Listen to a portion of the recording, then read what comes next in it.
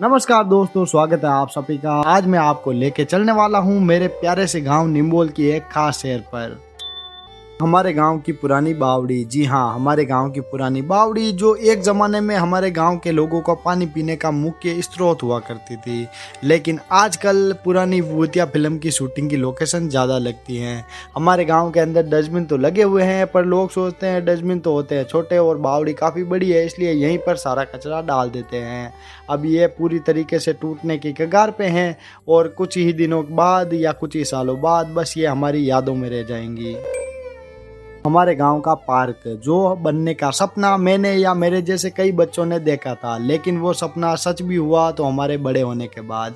ये बात मैं तो समझ गया हूँ, लेकिन कुछ और नहीं समझ रहे हैं। मेरा मतलब उनके अंदर का बचपन अभी भी उनको यहाँ के झूलों पर खेलने से नहीं रोक पाते, लेकिन लोगों को ये भी अच्छा नहीं लगा और लोगों ने इसको भी तोड़ डाला गया। अब बताओ कि इसमें किसी का क्या ही फायदा हुआ हूँ।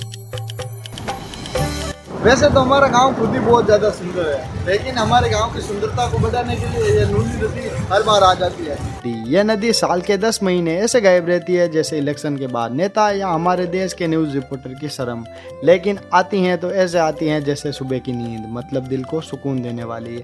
हमारे गाँव वाले कहीं पर पिकनिक पे नहीं जाते, लेकिन साल के अंदर एक बार यहाँ पर जरूर आते हैं, जहाँ पर कुछ लोग मछली पकड़ते हैं तो कई मेरी तरह बेरोजगार अपने दोस्तों के साथ आकर इस नदी के अगली बार वापस आने तक स्विमिंग सीख जाऊंगा, यहाँ लोगों को डूबने से बचाऊंगा, या फिर अगले साल तक तेरा भाई करोड़पति बन के दिखाएगा। ऐसे सपने देखते हैं।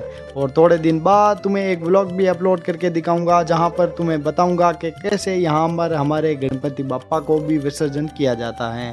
और कौन बोलता था राजस्थान में पानी नहीं होता, घना का ही खर्चा है। अब चलते हैं डेर अली बाबा की दरगाह की तरफ। यह दरगाह हमारे गांव के कब्रिस्तान के बीचों बीच बनी हुई है। सुनने में थोड़ा डरावना लग रहा है, लेकिन यहाँ का माहौल इतना शांति भरा होता है कि बाबा से सीधा कनेक्शन जुड़ जाता है। यहाँ हिंदू भी आते हैं, मुस्लिम भी आते हैं और सब अपने अपने दुख दर्द बाबा के सामने खुलकर रख देते हैं। जैसे बाबा इस बार पेपर में पास करवा दो, अगली बार पक्का पढ़ लेंगे। और हैरानी की बात यह है कि लोगों की मुरादें सच में यहाँ पर पूरी भी होती है।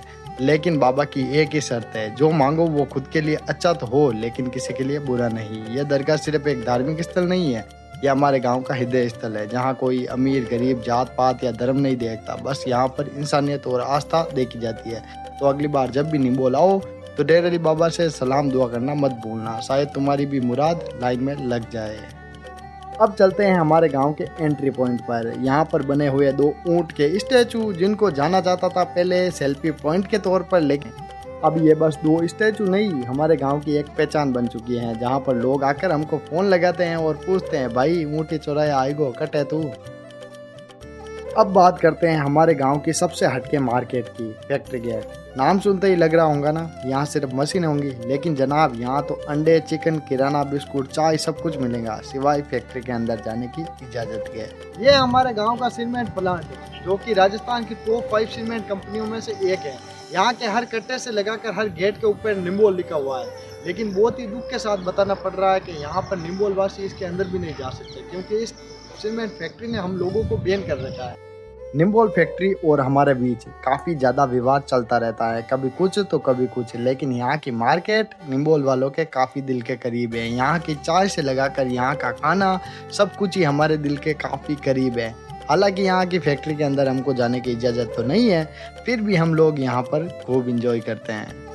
तो दोस्तों, ये थी हमारे गांव निम्बोल की एक छोटी सी शहर, जहाँ की ऊँट की मूर्तियाँ सेल्फी पॉइंट हैं, दुकानें मालिक के नाम से मशहूर है और फैक्ट्री गेट के साथ पुरानी खटपट अब भी जारी। गांव की गलियों में हंसी भी है, दुआएं भी और थोड़ी बहुत शिकायतें भी, लेकिन यही तो हमारे गांव की असली पहचान है। थोड़ी मिठास, थोड़ी तकरार और ढेर सारा अपनापन।